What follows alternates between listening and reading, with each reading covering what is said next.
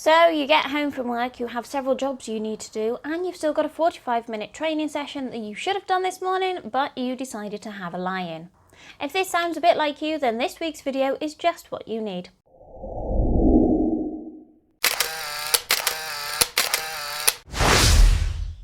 Hi guys, it's Jess here from Bikes and Laces, and today I'm bringing you episode 2 of the Rework the Work-Life Training Balance series.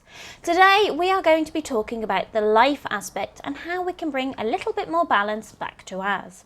If you haven't checked out episode 1, then do go and head to the link in the description and you can find out some tips all about keeping work at work.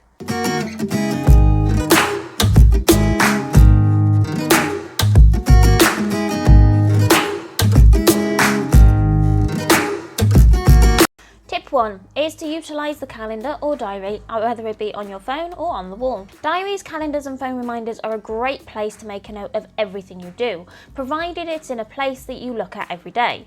So there's no point using a calendar on your fridge if you hardly ever really go to it, and the same is going for something that's on the wall if you never really pay attention. If, like me, you prefer to keep notes on your phone because you know you check it every single day, then utilise one that's going to be easier access to you. Making notes in your diary is a great way to see what's coming up this week, but it's also a great way to avoid double booking yourself. One key thing I do want to advise you to do when you are putting things in the diary is take a day to yourself.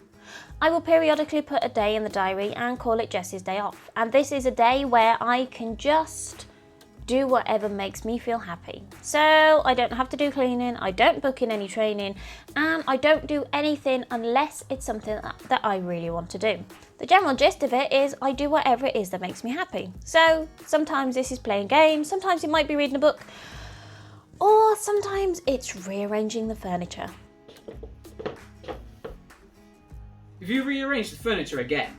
Booking in days for yourself where you don't do anything for anyone but yourself isn't selfish, it is self-care. My second tip is to check out the tools you have on your phone or your computer. My phone is full of handy little apps such as wind down timers that turn off audible notifications and dull the lights before bed, and other things such as limiters so that I can limit how much time I spend on various social media sites. It also has some set focus settings so that I can put whatever apps I would need to use, say for working or for home or for relaxing.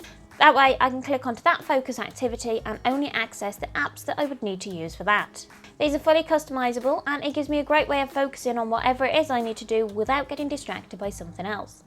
So check your phone and see what you have already installed on there. And if you can't seem to find anything, then why not go and have a look at your app store and go and see if you can find some handy little trackers to keep yourself on track. And the final one is take time to rest. Now this one might seem like common sense, but with people working longer hours and having busier days, it's easier to get swept up into the habit of always doing something. Taking time to stop, rest and switch off can go a long way to helping you recover, recuperate and support your mental health, getting you ready for life, work, training and whatever else the world has to throw at you. So once you've done what you needed to do or rearranged or scrapped whatever you don't need to do, then it's time to put your feet up, watch a film, read a book and just do whatever makes you happy. Well, those are my top 3 tips for keeping balance in life a little bit more.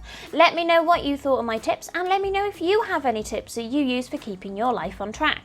Next week is going to be the last video in the series and I am going to be talking about the training side of the whole work-life training balance.